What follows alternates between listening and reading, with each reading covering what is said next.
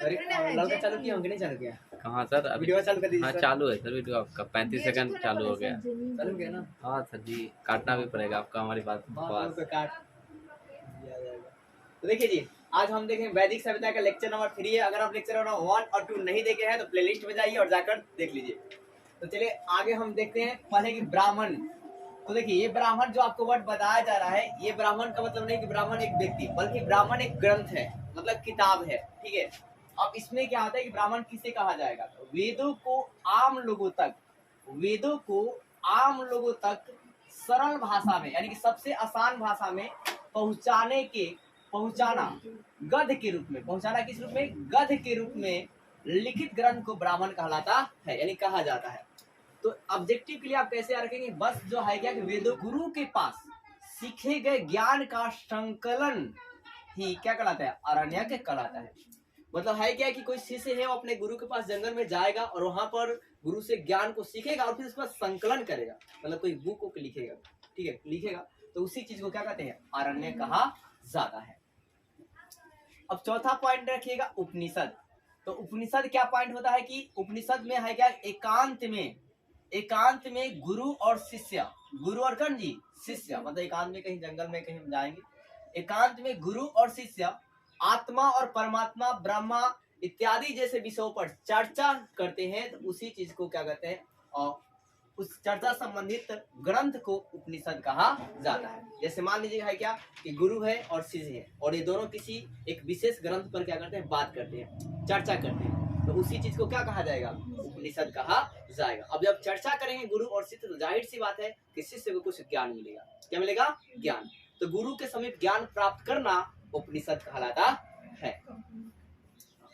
अब देखिए उपनिषद का मतलब अगर आप तोड़ेंगे तो किसे बना? उप और निषद से। उप का मतलब क्या होता है? तो निकट, ये अलग सवाल पढ़ेंगे। और निषद का मतलब क्या होता है? तो बैठना होता है। क्या था जी? बैठना, यानी कि गुरु के निकट बैठकर ज्ञान प्राप्त करना ही उपनिषद कहलाता है। और इसमें कई तरह के ऑब्जेक्टिव और भी बनते हैं कि आत्मा और ब्रह्मा जैसे चीजों पर चर्चा संबंधित ग्रंथ को क्या कहा जाता है? तो उपनिषद कहा जाता है। अब उपनिषद वैदिक साहित्य के अंत में जोड़े गए हैं। उपनिषद कब जोड़ेगा जी?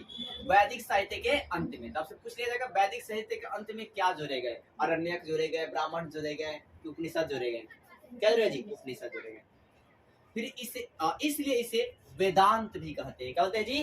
वेदांत भी कहते हैं। क्या होते हैं? वेदांत, यानी कि वेद जो क्या जी? अंत, यानी कि वेद का अंत वाला भाग है। क्या जी? अंत वाला भाग है। तो वेदांत का संधि भी आपसे पूछ लेगा तो क्या होगा जी? वेद और क्या जी? अंत। और उपनिषद को कब जोड़ा? वैदिक साहित्य में कब जोड़ा गया? अंत में जोड़ा गया। क्या जोड़ा गया जी? अंत में जोड़ा गया।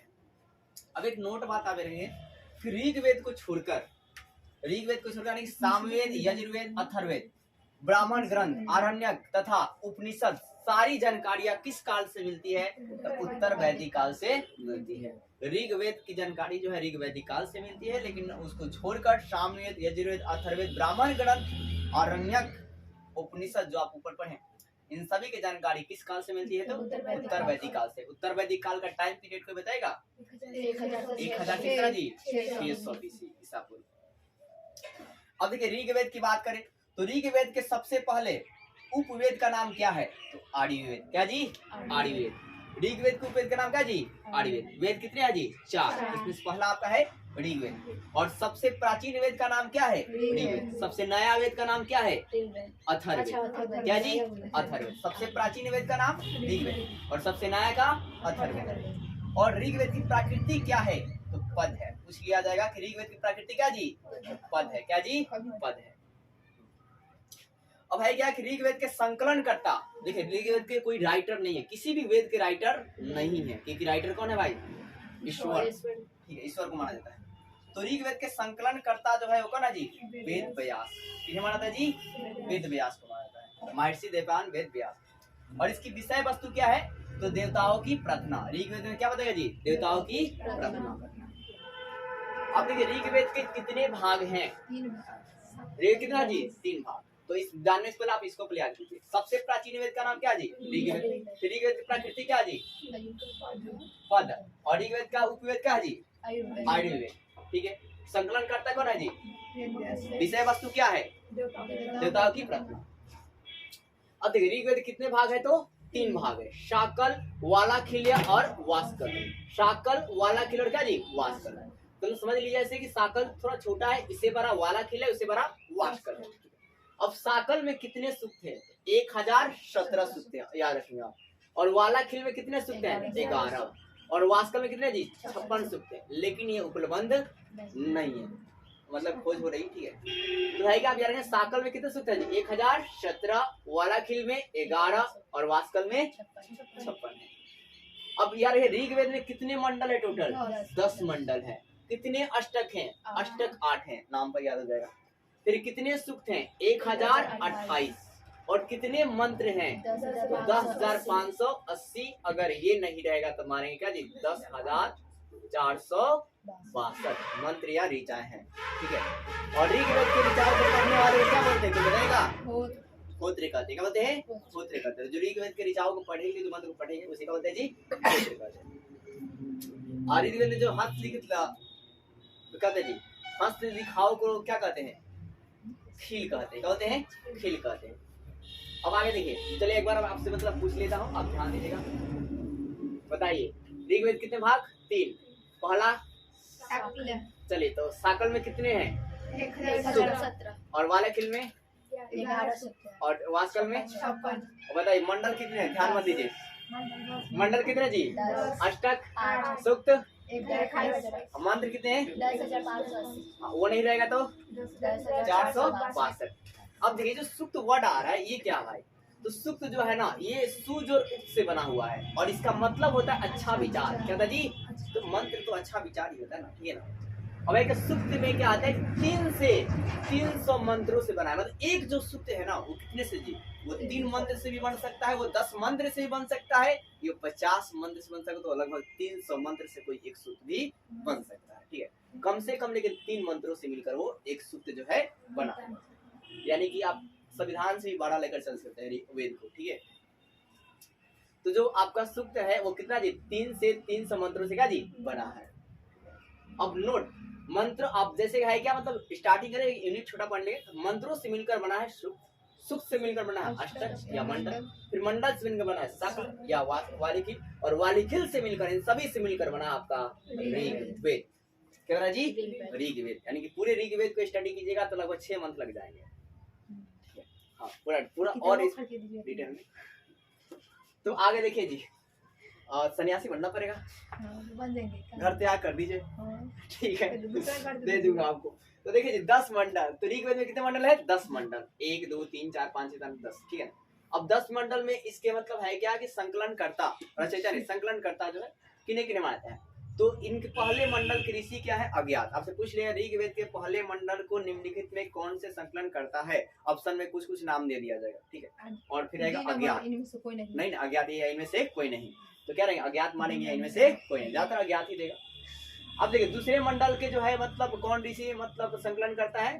तो ग्रीष्म समद भार्गव। कौन जी? ग्रीष्म समद क्या जी? भार्गव, ग्रीष्म समद भार्गव। दूसरे मंडल के ग्रीष्म समद भार्गव जी हैं।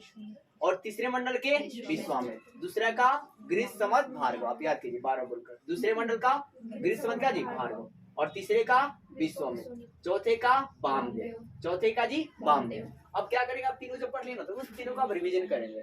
पहला का अज्ञात, दूसरा का ग्रीष्म भार्गव, और तीसरा का विश्वामित्र, चौथा का वामदेव, चौथे क्या जी? वामदेव। फिर पहला का बोलिए अज्ञात, दूसरा का, और दूसरा तीसरा का विश्वामित्र, चौथा का वामदेव। अब देखिए पांचवा का क्या जी? अत्रि, पांचवा का अत्रि, और छठा क्या जी? भरद्वाज, और सातवां का वशिष्ठ, क्या जी? वशिष्ठ, और आठवां क्या जी? कनव या अगिरस, कनव क्या जी? अगिरस। और पहला की ही तरह 9वां और 10वां मंडल भी जो संकलन करता है वो क्या जी? अज्ञात है। क्या जी? अज्ञात है, लेकिन महर्षि वेद व्यास को मान लिया जाता है।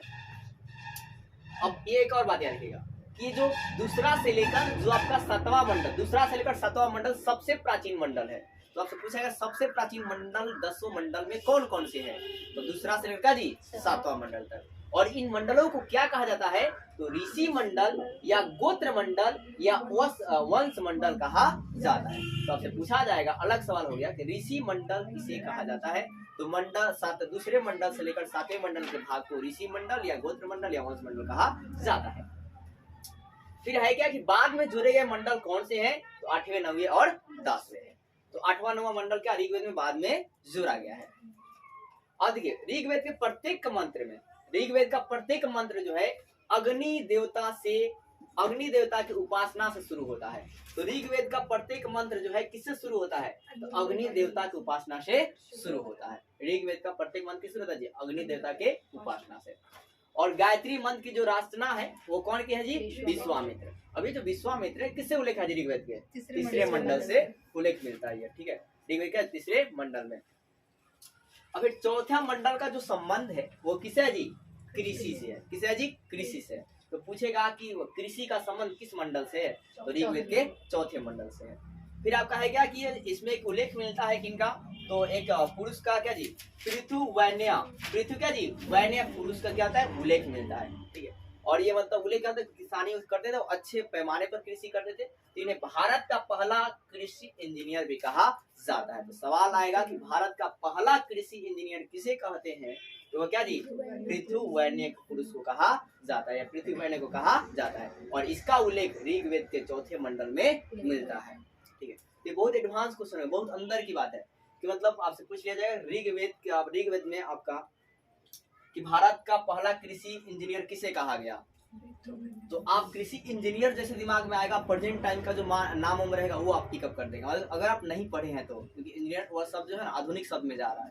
ठीक है, तो उस समय में भारत का पहला कृषि इंजीनियर किसे कहा था जी, पृथु वैन्य को। अब आएगा देखिए तीन, यहाँ पर चौथे मंडल में और भी 3 राजाओं का भी उल्लेख मिलता है। वो 3 राजा किसका उल्लेख मिलता है, तो अजमिड का। किसका जी, अजमिड, परमिड और क्या जी, ऋषदस्यु का। अजमिड, परमिड और ऋषदस्यु का, त्रसदिस्यु का। अब देखिए जो ऋग्वेद का 7वां मंडल है वो किससे संबंधित है, शिक्षा से। चौथा किससे है, कृषि से। 7वां किससे है, शिक्षा से। और 9वां मंडल किनको समर्पित है, सोम देवता को। 9वां मंडल किस समर्पित है जी, सोम देवता को समर्पित है। और 10वां मंडल जो है ना सबसे क्या जी, नवीनतम मंडल है। और इसी नवीनतम मंडल में मैंने बताया पुरुष सूक्त, फिर क्या जी देवी देव सूक्त और विवाह, नदी सूक्त और विवाह सूक्त के बारे में बताया गया है। और पुरुष सूक्त में कितने वर्ण को बताया गया है, 4 वर्ण को। और पहली बार पुरुष सूक्त में क्या गया, 4 वर्ण जो है शब्द का उपयोग किया गया।